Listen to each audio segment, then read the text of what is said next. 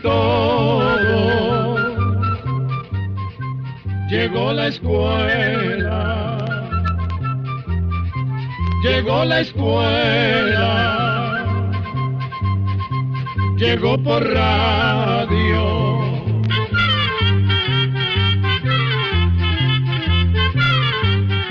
Gracias por estar con nosotros. Les saludamos del Instituto Centroamericano de Extensión de la Cultura, el ICQ, al presentarles hoy un especial de Oigamos la Respuesta relacionado con generalidades, con aspectos muy interesantes sobre las serpientes, obedeciendo a sus inquietudes, a sus preguntas sobre el tema de las serpientes. Para eso contamos hoy con la grata presencia de Fabián Bonilla Murillo. Él es biólogo especializado en serpientes tropicales y también trabaja con escorpiones de Costa Rica. Actualmente, Fabián Bonilla Murillo es el director biológico del Instituto Clodomiro Picado de la Universidad de Costa Rica. Muchas gracias, Fabián, por estar con nosotros y por compartir todas estas inquietudes de nuestros oyentes. No, más bien muchas gracias a ustedes porque gracias a esta invitación me permite a través de la radio llegar a tantos y tantos hogares y tantas personas que se preguntan muchas cosas sobre este tema tan interesante como son las serpientes. Y yo siempre encantado de poder platicar y charlar, conversar sobre estos animales que a mí también realmente me apasionan. Hay que decir que Fabián es un biólogo vivamente interesado en todas las especies animales y en la naturaleza y especialista, como decíamos, en el tema de las serpientes. Vamos a la primera pregunta. ¿Cuáles son los tipos de serpientes que existen en Centroamérica y México, don Fabián? ¿Dónde viven y dónde se mantienen y de qué se alimentan en general? Es un lugar bastante biodiverso, o sea, existen un montón de especies de serpientes. Dentro de ellas, las serpientes de importancia médica o serpientes venenosas están clasificadas en dos grandes familias. Familia Lapidae, que es la familia de las corales venenosas que tenemos en el continente americano, que básicamente son las serpientes de colores, o de 3 colores o 2 colores. Y las otras, el otro gran grupo es la familia Viperidae, que es la familia de las víboras venenosas, que se reconocen por tener una foseta loreal, que es un orificio que está entre el ojo y la nariz de la serpiente. ¿Una foseta? Loreal se llama. Es un huequito. Un huequito que está entre la nariz y el ojo, uno a cada lado de la cabeza, ¿verdad? Sí. Eso es la característica más diagnóstica de cómo podemos reconocer esas víboras venenosas. Ahora, hay otro gran grupo de serpientes que en realidad no representan ningún riesgo en la salud para las personas, ¿verdad? Ahí encajan todas las que son serpientes boas o becker, les dicen. También hay sabaneras, bejuquillas, etcétera. Hay un sinfín de especies que son controladores biológicos de muchos animales presa que tienen ellas, que para nosotros no representan ningún riesgo en caso de mordedura, ¿verdad? Por supuesto. En el caso de nosotros, en general, las personas que no conocemos sobre el tema, ¿cómo hacemos o cómo hacen nuestros oyentes en algún lugar rural o urbano al ver una serpiente? ¿Cómo se hace para distinguir si es o no es venenosa? Por lo menos así de primera impresión. Esa pregunta es muy importante porque es claro que los encuentros con estos animales se van a dar, sobre todo porque la población humana va en crecimiento y esa frontera agrícola, ¿verdad? Cada vez se ha corrido un poquito más y la probabilidad de encuentro es más evidente. ¿Qué hacemos? Si vemos una serpiente, lo primero que tenemos que mantener es la calma, intentar no manipular, intentar evitarla. En Costa Rica, por ejemplo, particularmente hay todo un programa de emergencias que se ha conducido a través de la Universidad de Costa Rica, la Universidad Nacional y la Academia Nacional de Bomberos, donde hemos dado capacitación al cuerpo de bomberos para que atienda de buena manera estos casos. Entonces, centralizando una llamada de emergencia por medio del 911, para nuestro país, estas emergencias serían atendidas específicamente por el cuerpo de bomberos. Cuentan con todas las herramientas, la capacitación necesaria, ¿verdad?, para lograr llevar a buen término este tipo de rescates, tanto de las personas como de los animales, ¿verdad? Bueno, ya lo sabemos, hay que llamar a los bomberos y no jugar uno de Tarzán ni de Superman. Eso es muy importante porque muchas veces tal vez el accidente no iba a ocurrir, ¿verdad? Y tal vez por arriesgarnos un poco de más puede pasar, ¿verdad? Partimos entonces de que todas las serpientes muerden, pero ¿todas inyectan veneno? No, y esa es una muy buena pregunta. Vamos a ver, tenemos serpientes venenosas y no venenosas, como lo hablábamos anteriormente. Sin embargo, no todas son capaces de producir un accidente ofídico, como se le llama a las mordeduras con envenenamiento, ¿verdad? Ahora, hay que tener claro que aunque sean serpientes venenosas, no necesariamente ellas van a inocular ese veneno. Hay un término que nosotros hemos usado debido a un acontecimiento que ha pasado y que no es poco común tampoco, y son las mordeduras secas. Esas mordeduras secas provienen de serpientes que efectivamente son venenosas, pero que sin embargo no inyectaron veneno a la persona en una mordedura. ¿Por qué pasa eso? Porque para las serpientes también es difícil, ¿verdad? O tiene un costo producir ese veneno, y ellas lo necesitan realmente para alimentarse, para poder digerir esas presas que se comen, ¿verdad? Entonces, gastar el veneno en algo que no se puedan comer tal vez sea contraproducente para ellas. Entonces, una mordedura de advertencia con entrada de colmillos, etcétera, pero sin inóculo de veneno es probable también, como un mecanismo de defensa de estas serpientes hacia nosotros. Qué interesante, o sea que tienen un sentido de alguna manera de supervivencia. Claro, y pueden regular su veneno, ¿verdad? ¿Cuál es la serpiente más venenosa de Centroamérica? Bueno, si hablamos, a mí más que venenosa me gusta hablar más de la serpiente de mayor riesgo, la que causa más mordeduras y mordeduras graves en la población. Y esta básicamente, y sin lugar a dudas, es la famosa terciopelo. Le dicen X, le dicen mapanare, le dicen de diferentes nombres, ferdelans, tiznada, toboba, ¿verdad? Es la que causa entre un 50 y un 70% de las mordeduras en nuestra zona, ¿verdad? Conocemos los animales prehistóricos por las revistas y por las imágenes. ¿Se puede decir o cuál es más bien el origen de las serpientes? ¿Vienen de esa época de la historia? Sí, las serpientes más bien tienen un origen tetrápodo y una lagartija, ¿verdad? O sea, que fueron perdiendo poco a poco las patas hasta convertirse en lo que hoy conocemos como serpientes, ¿verdad? Muy bien, vamos a una pausa. Estamos con don Fabián Bonilla, quien amablemente está compartiendo con nosotros y con ustedes, sobre todo con ustedes los oyentes de Oigamos la Respuesta, sobre el tema de las serpientes, cómo mirarlas, cómo tratarlas y cómo protegernos y protegerlas. Ya volvemos al siguiente bloque de Oigamos la Respuesta.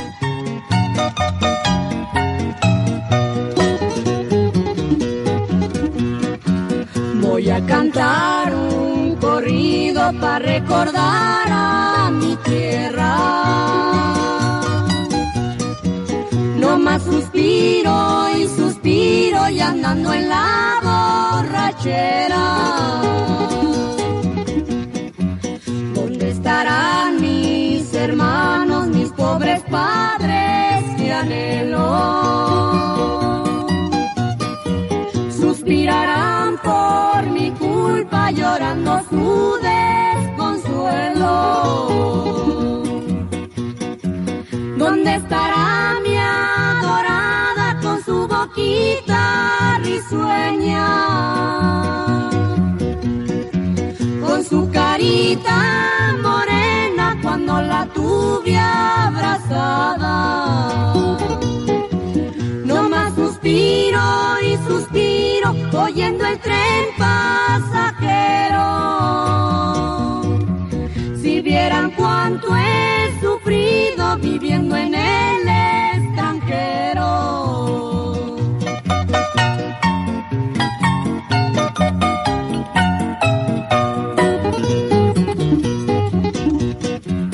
Cuando me vaya del norte, cuando regrese a mi tierra, voy a llevar un milagro para la Virgen Morena. Mi Virgencita sagrada, mi Madre guadalupana, la protectora de mi alma, traigo en mi pecho grabada. No más suspiro y suspiro oyendo el tren pasajero. Si vieran cuánto he sufrido. Continuamos con el biólogo Fabián Bonilla Murillo, quien amablemente ha aceptado nuestra invitación de conversar con ustedes, nuestros oyentes de Oigamos la Respuesta, sobre las serpientes. ¿Por qué da tanto miedo ver una serpiente? Hay todo un tema cultural, ¿verdad?, que ha sido infundado en nuestra sociedad, donde hay de un trasfondo bíblico, ¿verdad?, un trasfondo cultural, donde todo esto se ha venido pasando de generación en generación, y lo que nos hace a temerles en demasía muchas veces. Siempre son animales muy atractivos. De hecho, cuando uno ve las colecciones en serpentarios o en zoológicos, a la gente les atrae mucho llegar a verlas, pero es claro que les tienen un miedo, ¿verdad? Ese miedo es no solamente por toda esta parte cultural y social, sino que es claro que hay algunos de estos animales que presentan algún riesgo, ¿verdad?, que son animales venenosos, lo cual nos hace temerle también como un mecanismo de defensa humano natural, ¿verdad? Y obviamente al que hay que protegerse. Por supuesto, hay sus medidas de prevención, sus cosas que uno podría hacer para intentar prevenir cualquier accidente, ¿verdad?, con ellas. Precisamente por ese miedo que las personas sienten o sentimos al ver una serpiente, nos ha llevado a recibir preguntas como por ejemplo de algunas personas que preguntan que si es verdad que a las culebras ya viejas les nacen cachos. Es interesante porque dentro de todo el tema de serpientes hay grandes mitos, ¿verdad? Entre uno de ellos es ese, ¿verdad?, que serpientes que tienen cachos, o hay otra pregunta muy frecuente dentro de la población que es si pican con la cola, o que si son venenosas en la mañana pero en la noche no. Esos son una serie de mitos que existen, ¿verdad?, dentro de la gente, que en realidad no son ciertos. Muchas veces son infundados, o algunas veces salen de alguna observación que hizo alguna persona que se excedió, o sea, se convirtió más o menos en lo que es un chisme. Alguien le contó algo a alguien y esa otra persona se lo contó a un tercero, y ese a otro y a otro y a otro, y cada vez que iba pasando de boca en boca le iban poniendo un poquito más. Claro. Y de ahí se podrían explicar una serie de mitos que existen en estos animales. Interesante, sí, es con lo que se conoce como teléfono chocho, ¿verdad? Exactamente, ¿verdad? Y bueno, y para uno como ser humano también es importante ver nuestro comportamiento, ¿verdad? Que tal vez a uno, como le dan miedo las serpientes, de ahí ve una serpiente que mide 30 a 35 centímetros, como te asustó, lo primero que vas a contar es que era una serpiente de 80 centímetros o de 1 metro. Se lo cuenta al tercero, y el tercero dice que era de 1,5 metros, 2 metros,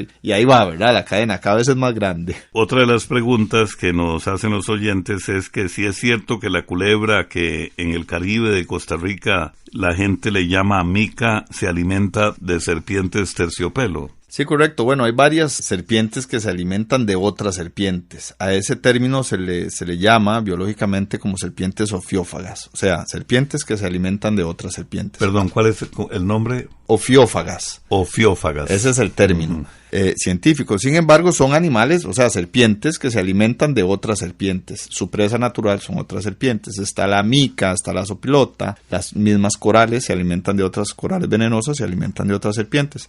En el caso de las micas y las opilotas sí es claro y evidente que una de sus presas favoritas son las famosas terciopelos o serpientes venenosas, siendo ellas incluso inmune al veneno de estos animales. De ahí la importancia también de la conservación, ¿verdad? Todo está en un equilibrio. Entonces, a la hora de hacer una matanza indiscriminada de serpientes podría ser contraproducente porque son muchas veces especies que controlan también poblaciones o controladores de poblaciones de serpientes también venenosas, ¿verdad? Claro, forman una cadena. Es una red, sí, exactamente.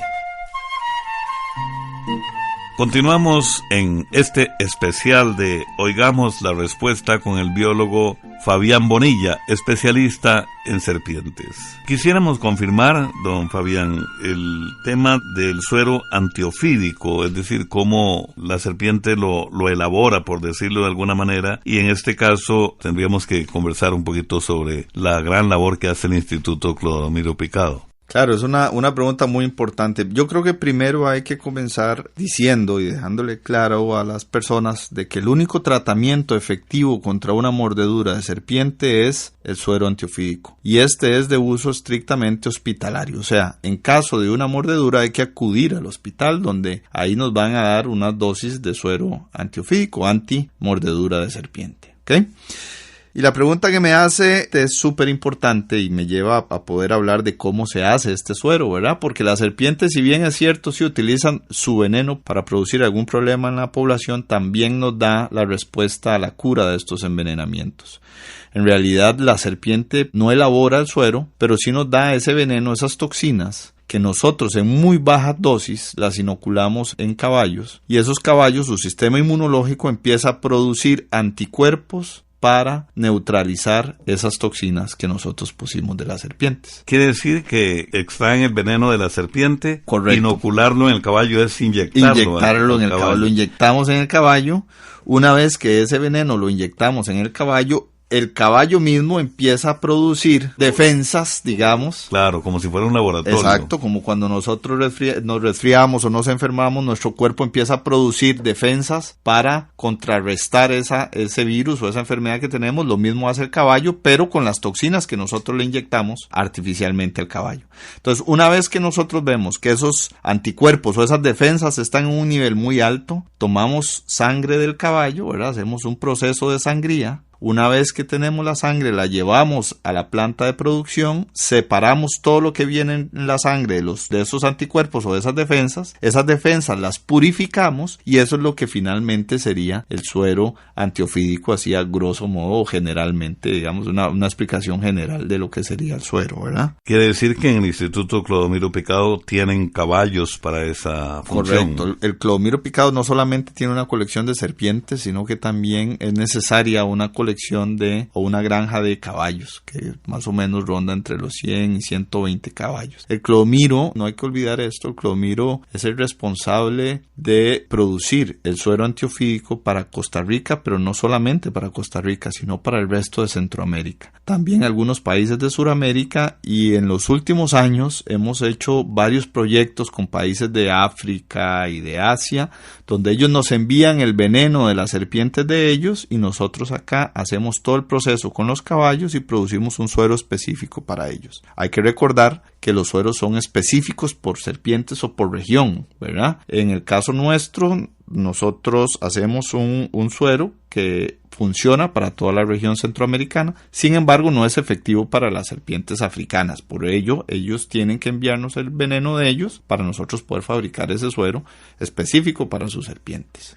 Como bien nos explica el biólogo Fabián Bonilla, únicamente en centros médicos, hospitales, clínicas o centros médicos se aplica el suero antiofídico, pero también tenemos preguntas justamente, Fabián, de personas que nos preguntan que qué plantas o hierbas o qué raíces podrían ser efectivas para curar el piquete de una culebra. Ya usted nos dijo que únicamente, pero sería interesante ampliar un poquito para nuestros oyentes sobre esto. Sí, hemos visto, digamos, no hay ninguna otra cura científicamente comprobada, o sea, que nosotros podamos comprobar de que realmente sea efectiva. Sin embargo, sí hemos visto algunas hierbas y algunos brebajes que tienen efectos anestésicos. ¿Qué quiere decir esto? Que reducen el dolor o bajan el dolor. Entonces esto lo que hace es un efecto, digamos, placebo. ¿Qué es un efecto placebo? Es un efecto que nosotros vamos entendiendo en nuestra mente de que está funcionando porque ya no nos está doliendo. Aunque la intoxicación, el envenenamiento en sí, continúa, ¿verdad? Entonces hay que tener mucho cuidado. Ahora, sí es cierto, hay mucha gente que dice, no, mira, es que yo le puse estas hierbas y la persona no murió, se curó y se salvó. Sí, eso puede pasar. Sin embargo, cuando pasan este tipo de cosas, muchas veces hay que recordar que las serpientes no necesariamente van a inyectar o a morder. A la hora que muerden, inyectan una cantidad de veneno que sea letal. ¿Qué quiere decir? Que va a haber dolor, que va a haber inflamación, que va a haber un envenenamiento, pero no necesariamente sea capaz de matarnos. Entonces, cualquier cosa que nosotros utilicemos o nos pongan, ¿verdad? De ahí va a ser el mismo efecto, porque no es una dosis letal. Entonces, al ser mordida una persona por una serpiente, ¿qué puede hacer la persona que está con él o ella misma mientras llega al hospital? Digamos que le ocurrió la mordedura en el campo y tiene que desplazarse al centro de salud del hospital. ¿Qué hacer como medida primera? Sí, lo más importante es permanecer calmados. Es un poco difícil porque es un evento normalmente doloroso. Sin embargo, si nosotros nos alteramos mucho, nuestro corazón empieza a bombear de una manera más rápida sangre y eso va a hacer que ese envenenamiento transcurra de una manera más rápida. Entonces, el estar lo más tranquilos posible y hacer el viaje hacia el centro médico más cercano es lo más importante en caso de una mordedura de serpiente. En ese caso, ¿se le podría dar un calmante a la persona o no? No es necesario. Vamos a ver, lo más importante es el traslado rápido a un centro de salud. Si estamos en el campo, si estamos trabajando, etcétera, nosotros es importante que a priori sepamos siempre cuál es el centro médico más cercano como medida de prevención. Quiere decir, Fabián, que lo que se habla del torniquete y otras medidas no conviene aplicarlas. No son medidas recomendadas por nosotros, ¿verdad? Esto porque se ha visto que muchas veces este tipo de torniquetes, por ejemplo, más bien puede llegar a agravar a un paciente. O sea, que tal vez a veces la gente hace cortes, hace un sinnúmero de cosas que muchas veces agrava más al paciente de lo que le puede ayudar. Muy bien, serenidad, tranquilidad, en la medida de lo posible, es lo que se pide a la gente que sufre la mordedura de una serpiente. Vamos a una pausa y volvemos con el biólogo Fabián Bonilla del Instituto Clodomiro Picado.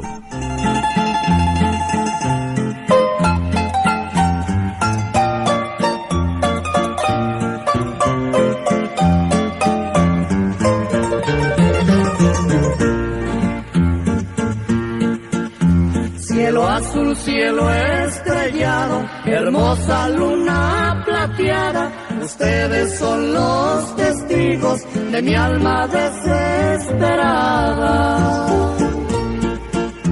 Yo sé que hay un mar inmenso y sé que hay un sol muy alto, pero nadie me había dicho que también hubiera llanto.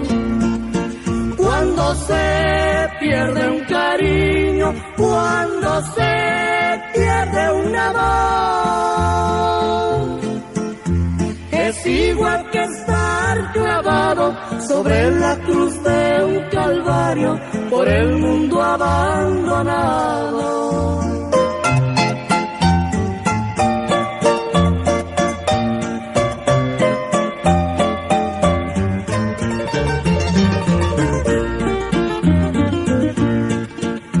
Estrellita de mis noches, lucero de mi alborada, ya mi corazón se muere y no los veré mañana.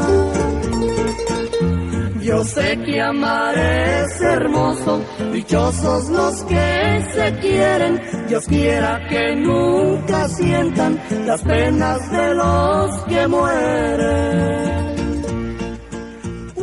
Bien, después de la música continuamos en este especial de Oigamos la Respuesta con el biólogo Fabián Bonilla Murillo del Instituto Clodomiro Picado, quien amablemente está conversando con ustedes y nosotros sobre el tema de las serpientes. ¿Qué podemos hacer o más bien, Fabián, cómo hacemos para ahuyentar a las serpientes si se acercan a nuestros hogares o a donde estamos? ¿Cómo se pueden espantar sin hacerles daño? Sí, es un tema interesante porque esa coexistencia es difícil por el miedo que normalmente la gente les tiene. ¿Qué es lo que nosotros llamamos la atención en las personas tal vez para que podamos evitar en cierta medida que las serpientes se acerquen a la casa? Bueno, hay creo que dos puntos medulares en esto. Uno es no acumular basura. Cuando nosotros acumulamos basura o desechos, muchas veces esos son buen refugio y alimento para roedores o ratas, ¿verdad? Y si hay roedores o ratas, es comida para las serpientes, las cuales van a estar muy felices de llegar a comerse estos animalitos, ¿verdad? Que donde hay gente normalmente hay basura y donde hay basura normalmente hay ratas y ratones. Entonces, esa es una, ¿verdad? Intentar mantenerlo lo más limpio posible de basura o desechos los alrededores de la casa. Lo otro es mantener las áreas verdes bien recortadas, bien chapeadas alrededor de la casa. Eso no necesariamente las va a alejar, pero sí nos hace que nosotros las podamos divisar de una manera más fácil, ¿verdad? Hay que recordar que muchos de los accidentes son peridomiciliarmente. ¿Qué quiere decir esto? Son alrededor de las casas, ¿verdad? Cuando salimos a tender la ropa o vamos para el trabajo, ¿verdad? Entonces, ese tipo de accidentes a veces pasan alrededor o en las cercanías de las casas. Por eso estos de dos... las casas, perdón, en el campo y también ahora en las ciudades. Sí, depende. Vamos a ver, las serpientes no son de ciudad o no ciudad, ¿verdad? Hay serpientes en la ciudad y hay serpientes en la zona rural. Eso es otro mito, ¿verdad? Que a veces la gente tiende a pensar que solamente en el campo hay serpientes. Eso no es cierto. Por ejemplo, nosotros acá, ubicados en la Universidad de Costa Rica, que quedan en San Pedro de Montes de Oca, en el puro centro de San José, básicamente, tenemos serpientes también en los jardines, en los alrededores. De vez en cuando salen corales, boas, etcétera, ¿verdad? Entonces, no es cierto que las serpientes solamente estén en las zonas rurales. También tenemos serpientes en zonas urbanas. Ya usted nos explicó muy bien que hay que llamar a los bomberos en el momento de que uno divise, encuentre una serpiente. Pero digamos, si uno se topa con ella, es decir, que la serpiente pasa, ¿cómo hacer? ¿Dejarla ir o reportarla? Es importante, digamos, realizar este apoyo por medio de bomberos cuando las serpientes están dentro de la casa o en infraestructura, oficina, trabajo, etc.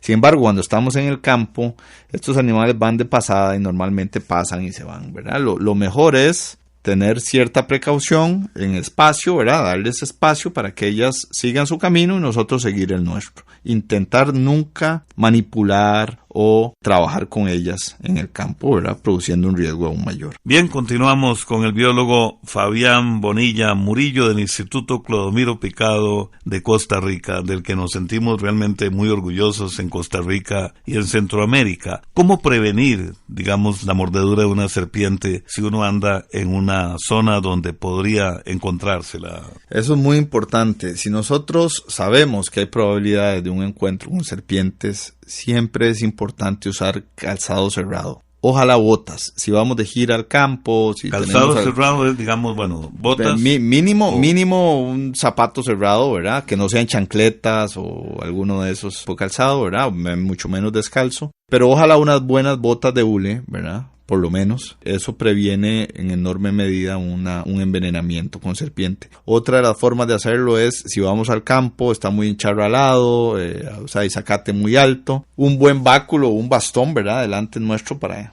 cuando vamos haciendo la caminata. Un palo, digamos. Un palo podría servir para ahuyentar si hay algo que no podamos ver donde vamos a poner el pie. Es muy importante intentar estar siempre alerta a dónde nos vamos a sentar, dónde vamos a poner las manos, dónde nos vamos a recostar, ¿verdad? Porque normalmente estos animales son especialistas en camuflaje. Están diseñados para no ser vistos y de ahí es donde ocurren los accidentes. Entonces siempre mantener ese tipo de medidas de precaución en caso de salir al campo, en alguna gira o el bosque, etcétera. Sí, podría ser que de pronto se tope uno una rama y resulta que es una serpiente. Exactamente, ¿verdad?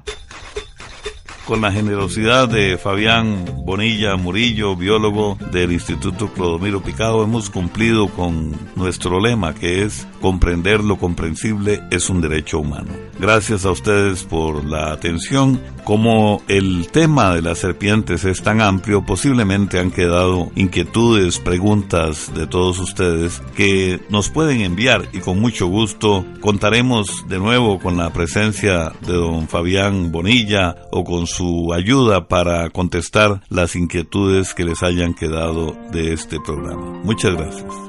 Durante este año 2021 iniciaremos la realización de una serie de videos respondiendo a varias de sus inquietudes. Es decir, veremos la respuesta. Cordialmente invitadas e invitados a escribirnos, ya sea en nuestro WhatsApp, a nuestro Facebook o al correo electrónico.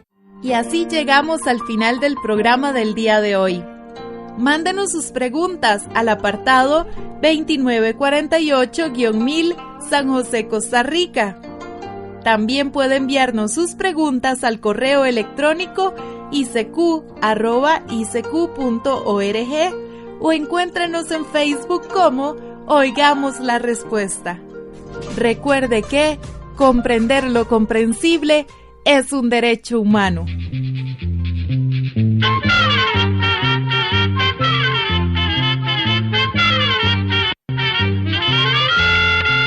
Llegó el momento de despedirnos. Se va a la escuela se va cantando.